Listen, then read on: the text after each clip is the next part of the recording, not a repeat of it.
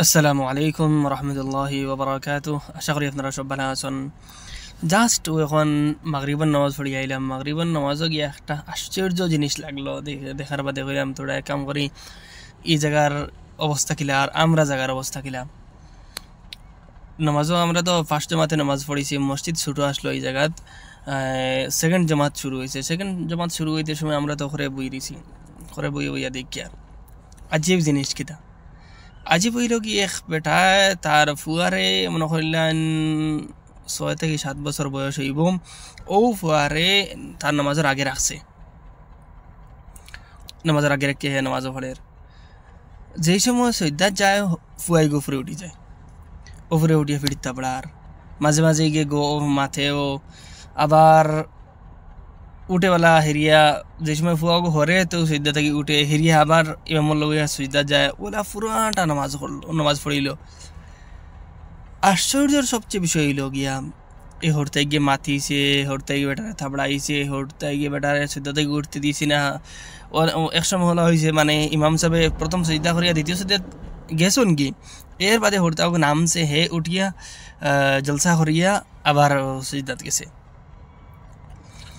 যদি আমরা এই জায়গাতে লিখিত হইতো, আমরা জায়গাত যে বাদর যে মুসল্লি হলে হরতাই করে কি তালাই লইয়া আইছেন আপনারা মসজিদ নিয়ে হরতারে দিয়ে মাথাইতরা হরতাই গিয়ে নামাজও ডিস্টার্ব করের।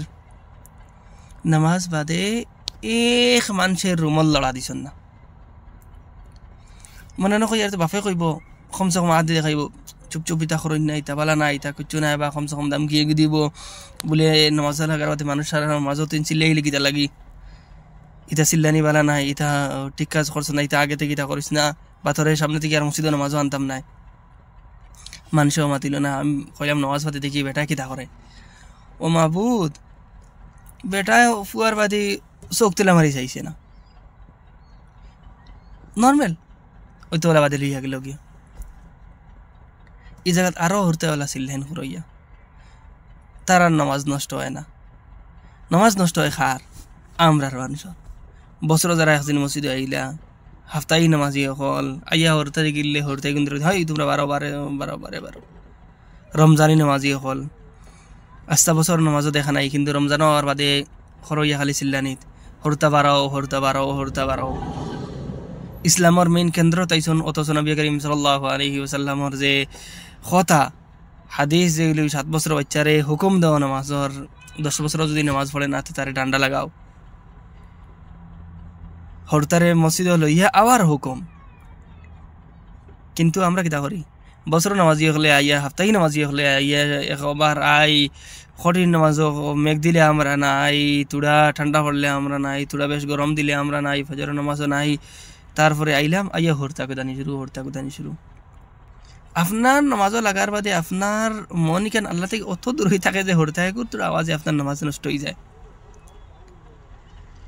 আবার আপনি নামাজে হিসাব করে দেখবা আপনার নামাজও তখন দিল লাগিয়ে আছে। এই যে নামাজ যে আপনার নামাজের মধ্যে কত দিয়া নাই, ই দিয়া নেই আপনার নামাজ নষ্ট হয় না। ইমাম সাহেব খরা হাত পড়িছন না, ইটা আপনার যেন নাই।